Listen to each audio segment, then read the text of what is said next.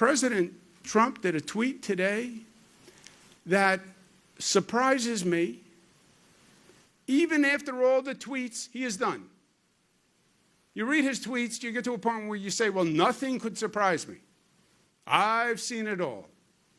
And then you get surprised again. You get shocked again. You get disgusted again. President of the United States, supposed to be a responsible position and a responsible person.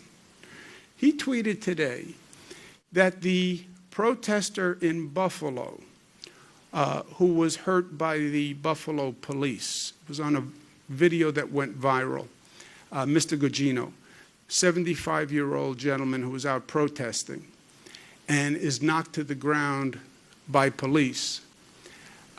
He's in the hospital in Buffalo. He was in intensive care. He's no longer in intensive care, but he's still hospitalized. I spoke to him the day he was brought into the hospital. The president tweets that this man may have been a member of Antifa and that he fell harder than he was pushed. Could be a setup. It's all made up. It's all fabricated. There's no fact to any of it. He accuses this man of being associated with Antifa. No proof whatsoever. No fact, just an assertion. He fell harder than he was pushed.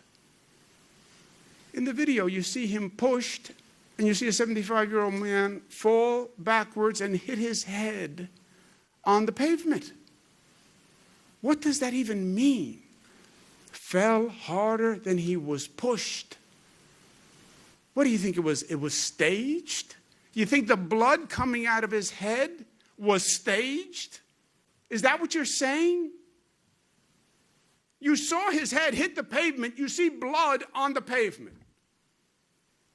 Maybe he fell harder than he was pushed. How reckless, how irresponsible, how mean, how crude.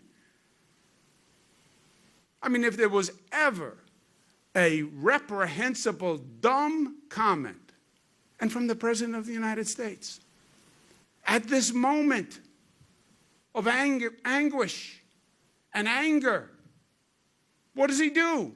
Pours gasoline on the fire. If he ever feels a moment of decency, he should apologize for that tweet, because it is wholly unacceptable.